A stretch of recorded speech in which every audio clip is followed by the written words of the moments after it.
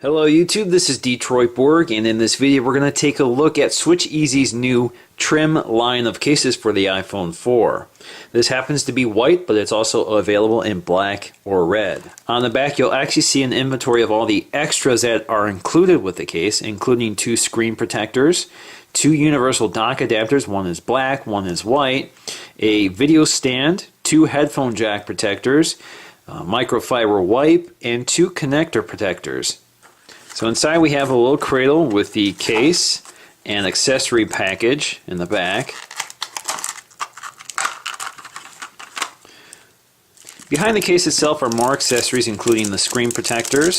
So this case does include 2 anti-glare front protectors for the iPhone 4. We also have a cleaning cloth and a little card for installing those screen protectors. A little piece of cardboard in here to pull out.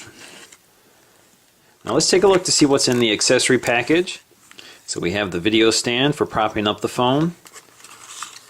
We have the 2 dock connectors, one white and one black. Of course, in my case I have a white dock, so the white one matches. Now this is what's great about SwitchEasy, is they include these universal dock adapters that fit their cases, so you don't have to take their cases off in order to use it with one of these docks. Now, of course, you could use black if you have a black colored dock like an iHome or other home stereo. And SwitchEasy also does include 2 pairs of dock connectors and headphone jack plugs.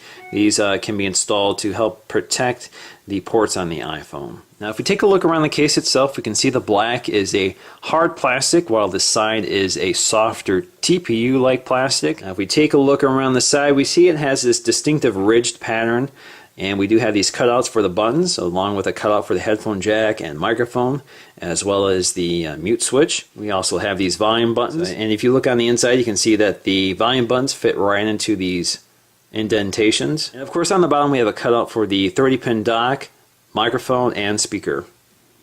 And we have the SwitchEasy logo on this side. Now if we look at the back of the phone, we can see that the cutout for the camera and flash does have this blackened ring on the inside to help mitigate glare from the flash. So let's go ahead and install the iPhone. This slides in pretty snugly.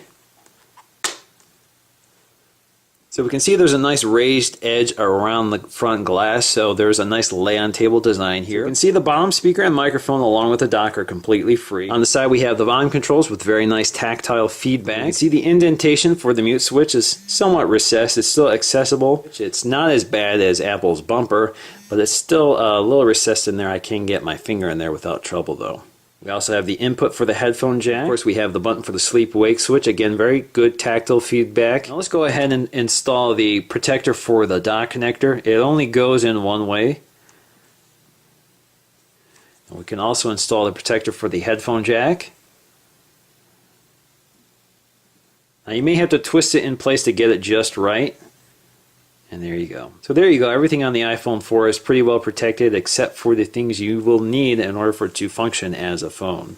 The only problem with this piece is that it's pretty hard to get out, so if you want to use your headphone jack, you're going to have a heck of a time getting it out each time. Overall, I'm pretty impressed with the case. It does offer quite a bit of protection, especially if you do apply those screen protectors that SwitchEasy includes. I'm not going to do that. I don't tend to like screen protectors because they peel off and they're a pain to install. But the raised edge does provide enough protection for me, and the edge itself is very robust, so I'm not worried about this damaging if I drop it on the corner.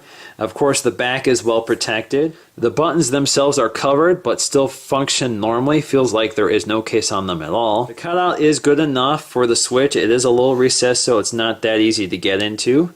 The material itself seems to be more resistant to discoloring. The white Apple bumper discolored badly, so I stopped using it. So hopefully this white case will work better for me. I do like this frosted look back here. It will show less scratches and dirt than a clear panel, but it does seem to show fingerprints, at least in this bright light it does show some fingerprints, but it does provide a lot of protection and does obscure the dust and grit that otherwise accumulate in clear shell cases. Now, I do have to say it's not the most comfortable case to hold. The ridges are somewhat sharp. They're not going to hurt you or anything, but it's not necessarily the best feeling thing to hold. It does help you to hold on to it better. It is more grippable. Of course, it is a soft case, so it does flex a little bit, but certainly much better than most silicone cases. I'm not really worried about this falling off or peeling off in my pocket. The only other concern with the SwitchEasy case is this thin piece of plastic around the dock connector. I've had this problem with other cases before, and it does sort of sag and gets loose. Hopefully this material will be more resilient, but otherwise it does look pretty tight all around the case itself. As we can see, the SwitchEasy case does have a cutout for the camera and flash with a black ring around it to mitigate glare. Unfortunately, glare is still a problem, particularly with long distance nighttime shooting. I can't recreate this problem with macro shooting, but as you can see in these two shots, there's quite a bit of glare on the left hand side. So once again, guys, this is Detroit Borg taking a look at SwitchEasy's new trim case for the iPhone 4. Thanks for watching.